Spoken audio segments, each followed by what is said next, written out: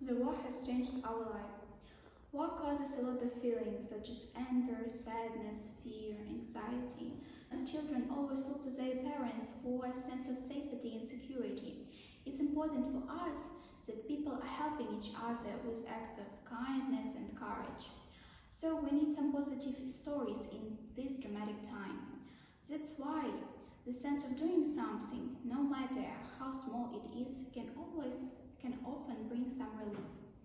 You can draw a poster or write a poem for peace. You can join some local fundraisers or just be good students at school. Everything matters.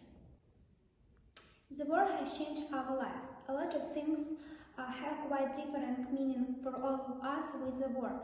A lot of words which we haven't used before in our vocabulary now are often heard and spoken. Bombs, tears, ruins, threat, explosions, losses, refugees, suffering, pain, aid raids, sorrow. We had to take the fact of the war and to live as the life is going on in spite of death and destruction. We believe Ukraine will never die for Ukraine and Ukrainians. Ukraine will win. Everything will be Ukraine. Ukrainian people never give up. They continue fighting in the place where they are. What makes them so strong? Their love for Ukraine, for freedom and sense of dignity. We select these words to associate them with our victory. Joy, excitement, happiness, emotions, gratitude, belief, kisses, regrets, tears, hope, hugs, plans. Ukraine will win. Ukrainian soldiers are fighting against the Russian army. Since the invasion began, each day brings new reports about inhuman attacks from the air, land and sea. But Ukrainian people are united as never before. It's hard to divide our society into civil and military during the war. It's better to call them people who defend our motherlands with weapons and people who bring them bullets. The volunteers are also an integral part of our society. They feed, host, listen to, help, supply, whatever. We are not alone in this fight.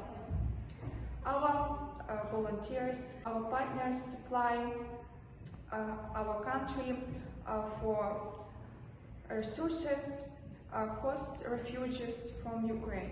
We have some great videos from our classmates in Poland and Norway.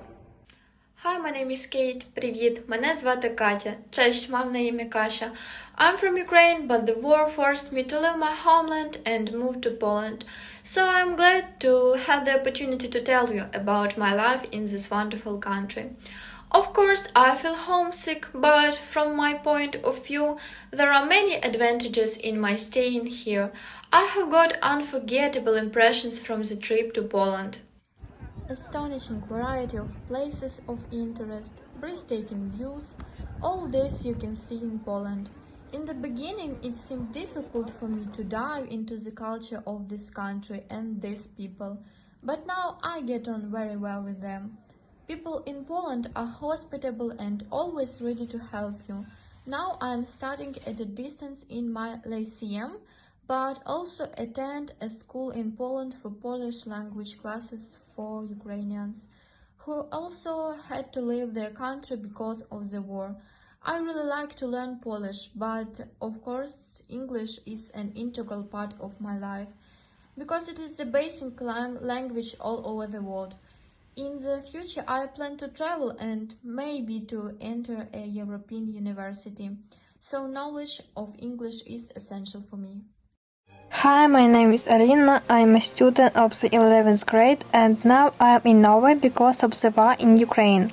Why Norway? I can essentially comment at this country as a country with a wonderful mentality of Norwegians, with wonderful nature, government that try to arrange conditions for refugees like home with family, cousins and warm.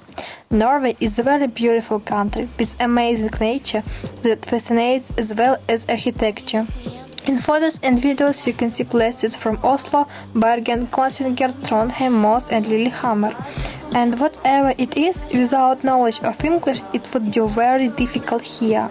For now, without knowledge of the Norwegian language, you need to communicate in English, even in the store and paying, as well as with the curator of your commune, in order to learn important information for you, and even in order to communicate with representatives of other nations, learn the peculiarities of the culture different peoples.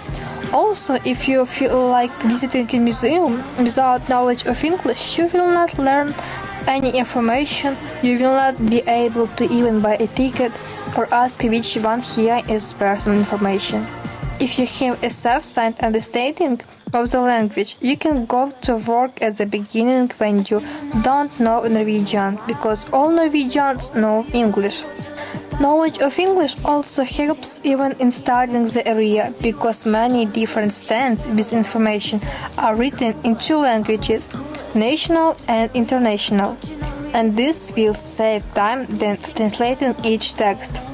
That's why English opens up opportunities in the study of the world.